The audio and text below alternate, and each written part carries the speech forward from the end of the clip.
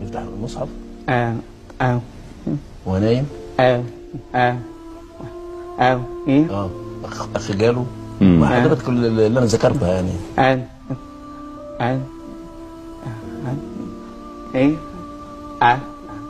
ممكن تترجم لي اللي قاله؟ يقول لك كان نايم وواحد جاله اخ رؤى يعني رؤية يعني في المنام، وقال له اقعد هنا كده اهوت وافتح المصحف. اقرا آية واحدة. اقرا آية واحدة. كانت ايه الآية؟ آية ايه؟ الآية بقى الآية واقراها.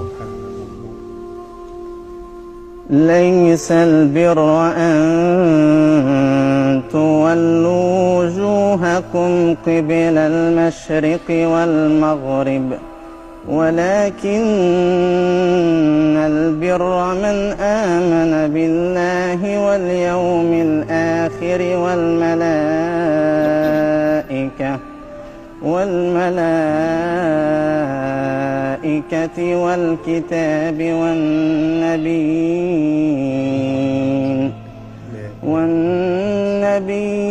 وآتى المال على حبه ذوي القربى واليتامى والمساكين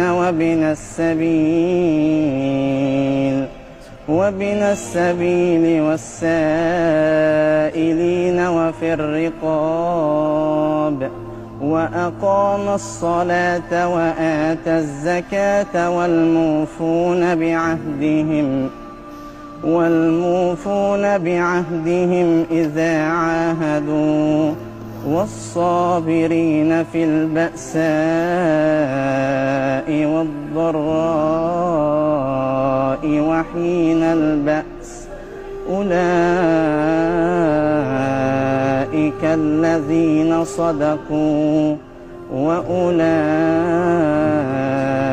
هم المتقون.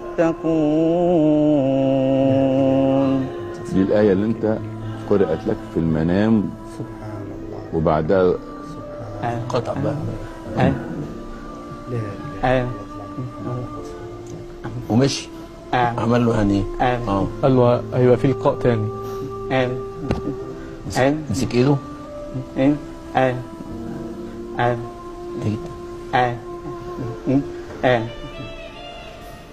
يعني هيجي تاني، هيجي له تاني. وجالك تاني؟ لا لسه.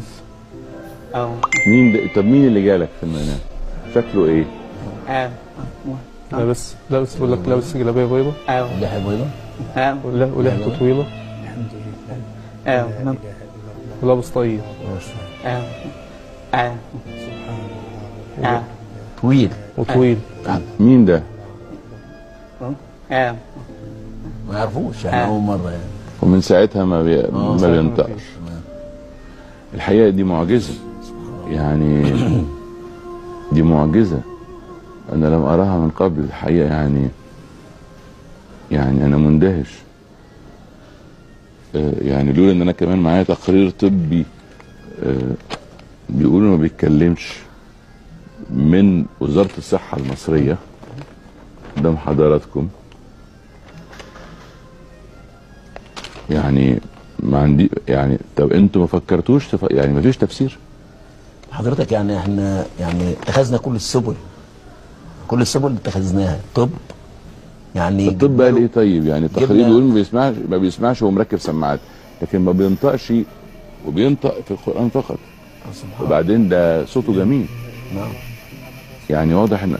طب انت هو حافظ القرآن ازاي بالطريقه دي؟ قبل ما قبل ما يحصل له يعني، قبل ما تحصل الحاجه ديت يعني. يا سبحان الله. يعني كان حضرتك كان على موعد يعني، مثلا بعد الحفظ جات له عملت له حصلت له بقى الحادثه دي، خلاص طب بقى لحد كده. انت بتحب القرآن؟ الحمد لله.